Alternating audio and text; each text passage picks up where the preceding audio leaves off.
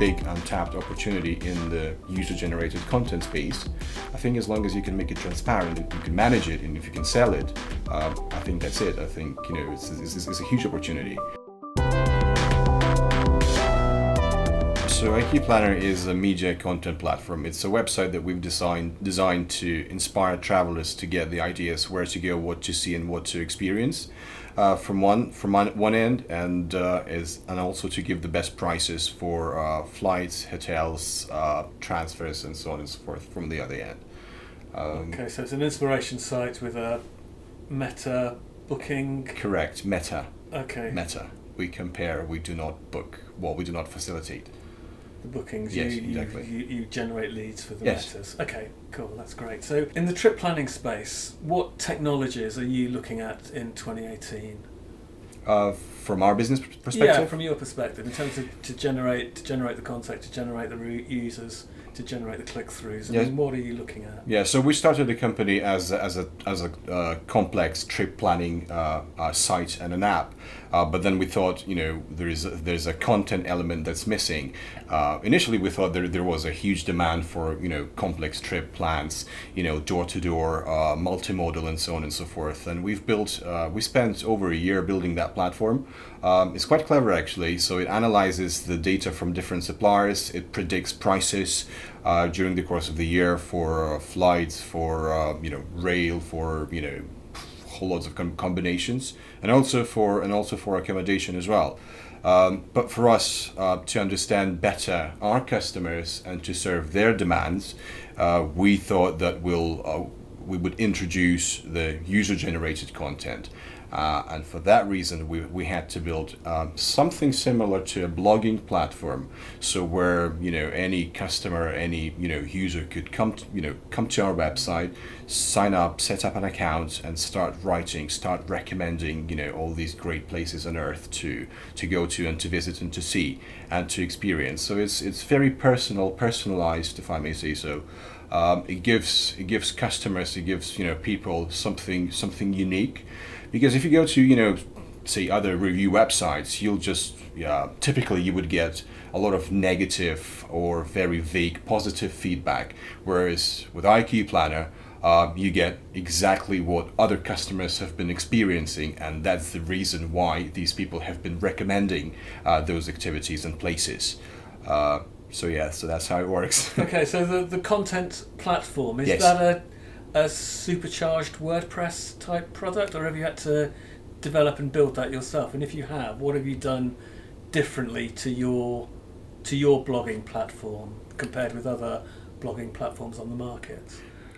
We don't use any CMS. We've built our own. Built our own platform. I think the biggest challenge for us was we were always thinking of the consumer, of the customer who wants to go on a holiday somewhere and is looking for that inspiration combined with the best pricing options that would suit him or her.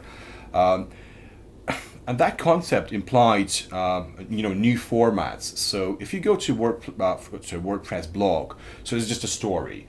You just read it, and you may click on affiliate links. You may navigate away. You may close the browser, and that's it. And that's your session over. We've built a new format which we call adventures internally.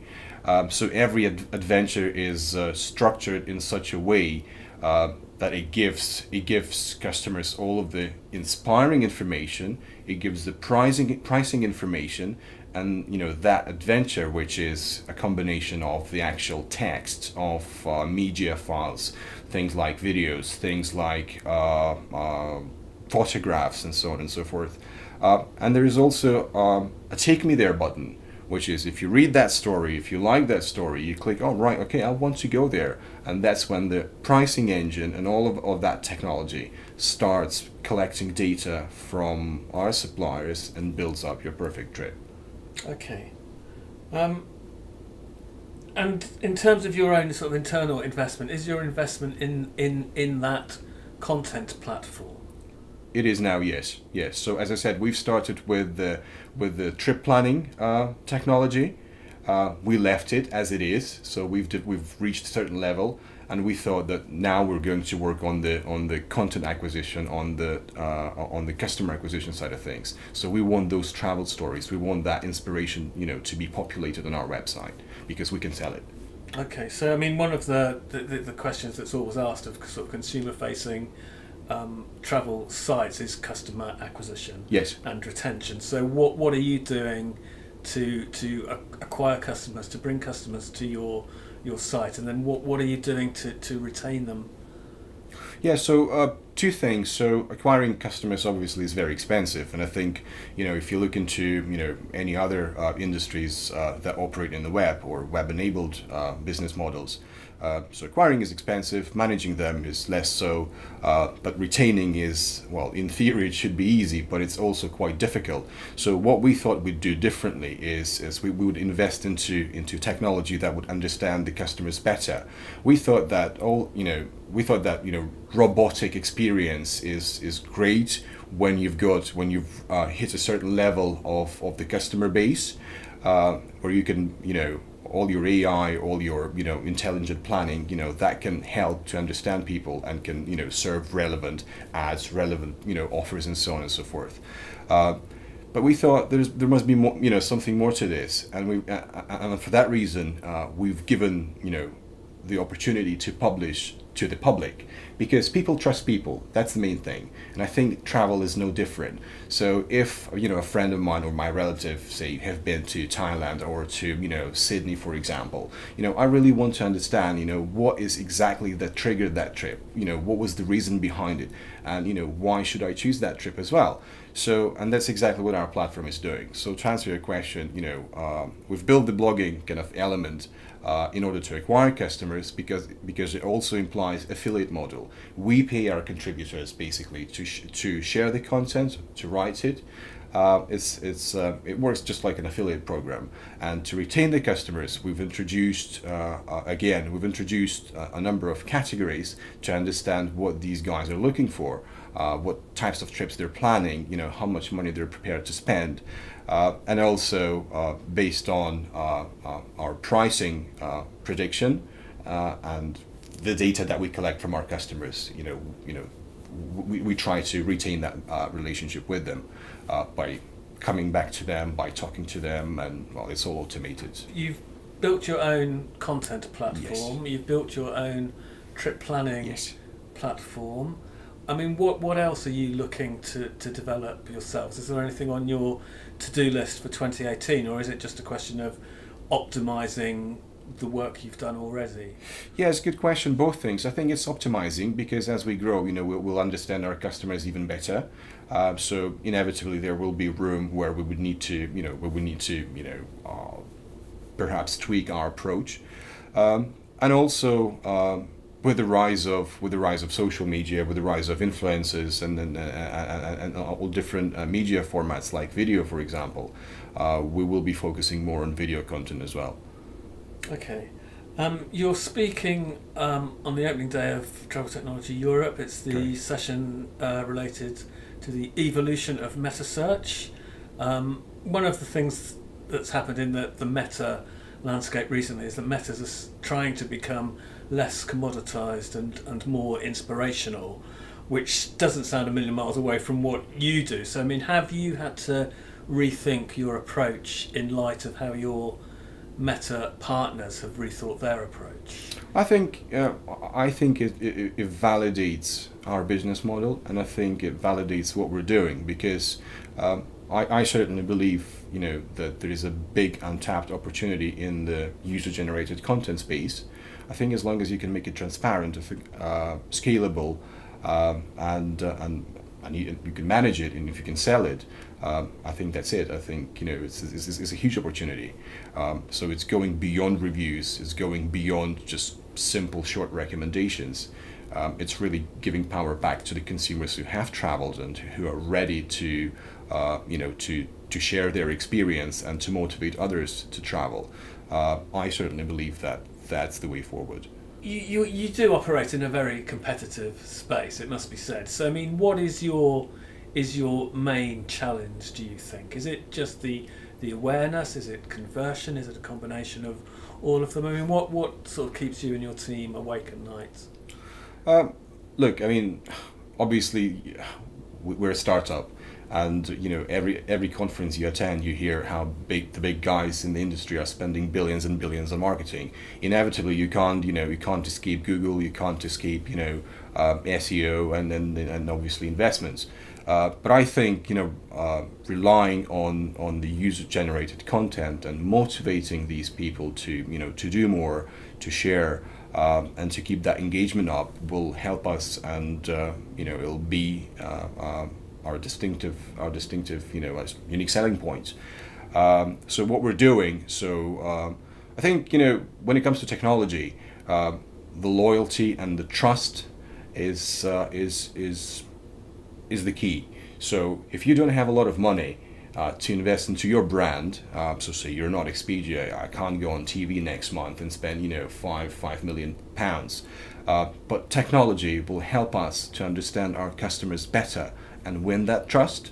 So we're certainly putting a lot during this year to understand our customers better. Okay, I mean, as a startup, you've been around for just under 2 years. Okay, so I mean, has technology advanced during those 2 years to such an extent that it makes your job easier or more difficult? Is it more of a level playing field in terms of access to the tech, or I mean, technology is developing very quickly, and I'm just wondering whether you think that's something that's working in your favour. Yeah, I mean, if you asked me 5 years ago, would I have done something what I'm doing right now, I probably couldn't answer. Look, travel is difficult. Travel tech is not easier. I think during the course of the last 2 years, yes, there has been some great advances that the industry has seen. How we have changed our approach. We've got a technology DNA. I mean, most of our staff are ex-Intel guys, so they're developers. So they've been in this business for over 10 years.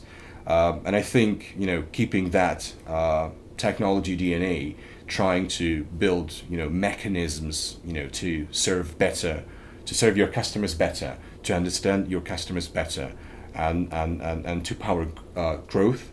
I think these three things have always been our priorities, and I don't think anything will change on that front for us. Okay, so I mean, as you look ahead the next couple of years, I mean, are there any sort of new technologies on the horizon that you're particularly excited about or scared of? If you look into the kind of travel disruption and into the unicorns of today, I can't really remember much since Airbnb was born, to be honest. So I think there is a lot of things that that is going on in the marketplace right now, and a lot of promising startups, a lot of many interesting companies. But I think equally, I think it's too early. I think in the next couple of years we'll see some probably some nice results from those companies and from that technology that is being built. It's not dissimilar to the voice search, which 5 or 7 years ago, some travel agencies were testing in their mobile app environments. Did that get any adoption? No. Is it the right time right now? It's a better time. So I think yeah, it'll be interesting. Yeah, I mean, the voice search is a good example, I think. Yeah. So, as you said, 5 to 7 years ago, voice search accuracy was around 90%, which sounds great, but in real terms, 90% isn't good enough. Now we're 98, 99 plus, and it is good enough. So it's taken 5 to 7 years for that advance to happen. I mean, do you ever see yourself getting into voice search, or are you still words, videos, pictures? It's something that we can't ignore, obviously. So that topic is on our agenda. We're brainstorming. We're thinking how we can use that. And I think our first example of how we're going to adopt it would be in a mobile app environment. We don't have a mobile app just as yet. We didn't put it as a priority, so it will be this year. And the mobile search, the voice search, will be there. Just thinking in terms of the content, I mean, your your audience, what's their sort of demographic? Are they all young millennials, or have you got any old folk involved as well? It's definitely more younger audience, so it's 25s, 44s, so plus, so it's 25s plus, which is I think around 70% of our traffic. Okay. Yeah. And are there any sort of emerging destinations that you've seen in terms of the traffic and the engagement with the content you post? Is there any destinations that in particular are working quite well? Yeah, well, we're a London-based startup, so with regards to the traffic, the destinations, so domestic is obviously quite big, and European destinations. So places like Italy, Spain, so all your usual suspects. Now, the interesting thing is that because we allow customers to produce not just the destination but also activities, all these hidden gems, so that is what makes us, I think, unique. Okay, so it's the very specific Yes. activities that one can do Yeah. in the destinations that are where your USP Yeah, lies. yeah. Okay. For example, myself, I mean, I was speaking to my wife the other day. So there's a Como Lake story. I mean, I've heard of it obviously, but I've never been there. And there was a story, adventure on IQ Planner. So it was a weekend break in the Como Lakes. So there were like recommendations for places to visit. There's some best spots, around the lakes, and some nice, real stories, from other travelers, from the people, like families, and I'm a family man. So it's so Como Lakes is already on my bucket list for this year. And it wouldn't have been without the story on IQ Planner. Maybe not. Well, yeah, not that soon. Not that soon. Okay. And you mentioned as sort of families. Is that an area you see as your 25 to 44 demographic matures? Are you looking to sort of retain them long term so that when they're travelling with children in 10 years' time, you still want to be their go-to trip planner? Yeah, absolutely. I think capturing younger audience in order to maintain that relationship, nurture that relationship, and add incremental value as we progress, as people move on in their lives. I think it's very important. So we certainly hope that we will add value to the customers that we acquired this year or last year. And when it comes to the the vulgar topic of money, your commercial revenues are generated through the leads that you provide to Metas. I mean, do you look at what Metas are doing to convert the traffic you give them? So is it I'm just thinking, are you cost per acquisition or cost per click? I mean, what's the we use a hybrid model, so and it's not just the meta search engines that we work with. We've got direct relationships with some of the travel agencies as well. So it's just whatever works best for both. Okay, and in terms of converting that traffic, that's purely down to your partners. Is there anything that you can do at your end to help conversions? Yes, absolutely. I mean, there's a few stages of planning on our own website. So before we send the customer the lead for the booking downstream, we make sure that lead is highly qualified. So we show all of the kind of top funnel information, so the inspirational bit. We do the prices, we do the itineraries, and then once that information has been collated, we allow our customers to click out to book. So that's okay. it. So you do the first sort. Yes. On IQ Planner, and yeah. at that point you transfer the lead Yeah. to your partners. So the traffic that your partners get is, as you said, is more qualified. Okay, and is that a process that you've developed yourself? Yes. Okay. Yeah. And the price prediction that you do, again, Yes. could you just explain that, how that works? Yeah, so we've used artificial intelligence, basically. So we've looked up, initially we've looked up destinations, we've looked up different route sets, pairs of cities, countries, whatever, and we've tried to establish how a particular price for a particular route would change, at a certain time. based on the means, the mode of travel, be it flights, be it rail, a combination of all of these legs. And we've spent about a year building that technology. So now, in order to give all the limelight to that piece of tech, we need the volumes, so more traffic coming in, and more adventures, more content, inspirational content from our contributors. Okay. And that's not easy. It isn't. No, I mean, I know we were talking earlier. You previously worked for Skyscanner. You've Yes. been doing IQ Planner Yeah.